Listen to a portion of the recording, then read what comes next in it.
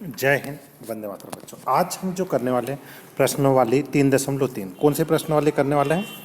3.3। इसमें आप देखोगे कि निम्नलिखित प्रश्नों के उत्तर देते हुए आकृति का एक दंड आलेख बनाना है। क्या बनाना है?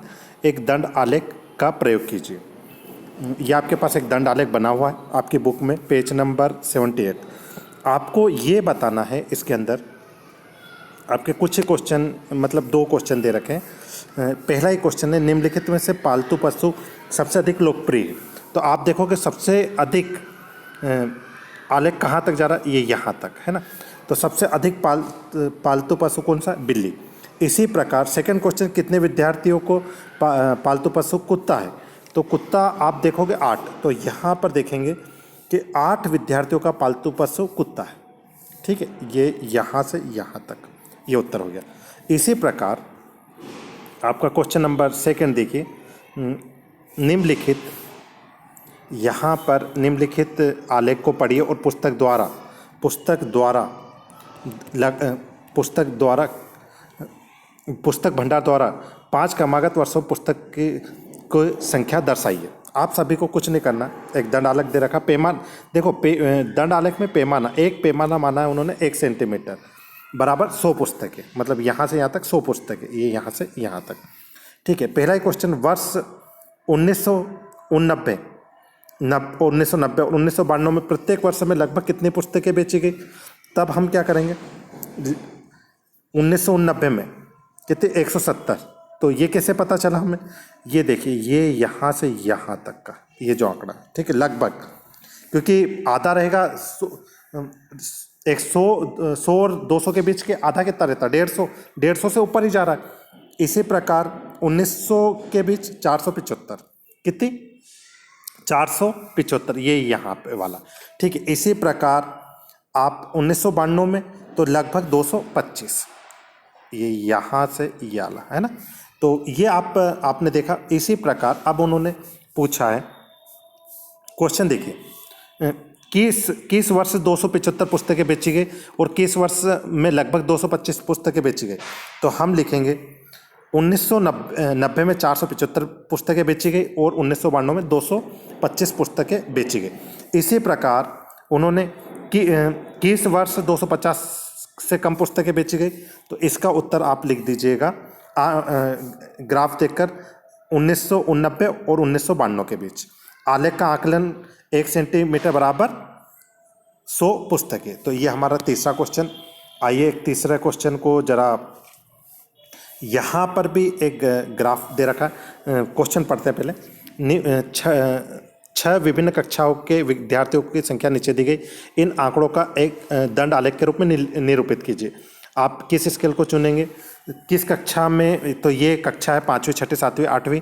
विद्यार्थियों की संख्या 120, फिर 6ठी में भी 120, 7वीं में 95, 100, 8वीं में 90 में 90 और 10वीं में 80। ये पैमाना हमने लिया। हम देखेंगे सबसे पहले 0 से 20, 20 से ये 140 तक। इसके लिए हमने 1 इकाई बराबर 20 विद्यार्थी, मतलब 0 से 20 के बीच में 1 इकाई के बराबर कितने लिए हमने? 20 विद्यार्थी।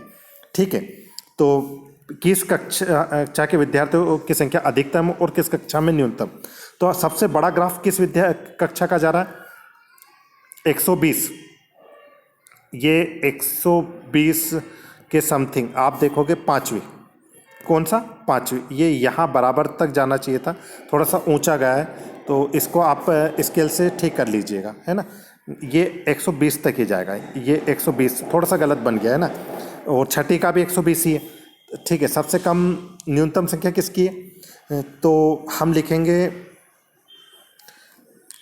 0 से शुरू किया आंकड़े 135 सबसे बड़ी संख्या है। कितनी है? 135। ये शायद सवाल उतारने में थोड़ी सी मिस्टेक हो गई, हो सकता है कि इसके अंदर 135 आए। ये 120 की जगह यहाँ पर जो इन्होंने दे रखा है ये 135 है। कितना है? 135। इसको ठीक कर लीजिएगा, इसको लिख ली यहाँ पर, देखो तीर के निशान से, कि यहाँ पर मैं ये बता देता हूँ 135 आएगा। कितना आएगा? सॉरी थोड़ी सी मिस्टेक हो रही है, 135। ये तब जाके सही होगा। कितना आ जाएगा ये? 135। इसी प्रकार तभी तो मैं कहूँ कि ये बराबर क्यों नहीं आ रहा, तो पहली संख्या 135 है। ठीक है, दूसरा हम देखेंगे कि इसलिए स्केल पर 135 से अधिक संख्या 40 पर खत्म, अक्ष के अंतराल 20 वृद्धि इकाई में 20 के बराबर होगी। सबसे कम विद्यार्थी संख्या कक्षा 10वीं में, तो 10वीं में कितने विद्यार्थी? 80। ये देखिए, ये यहाँ से यदि हम देखें, ये 80 का पैमाना हमारा मिल जाएगा। ये देखिए सीधा गया 80। इसी प्रकार से कक्षा 6वीं के विद्यार्थियों की संख्या 8वीं के विद्यार्थियों की संख्या किस अनुपात है? तो ये 120/100 कर दिया, काट देंगे तो ये कितना आ जाएगा हमारे पास? 6/5। ठीक है, कोई दिक्कत, 0 से 0 काट देना, फिर 2 से भाग दे देना, तो 6 आ जाएगा और 5 आ जाएगा।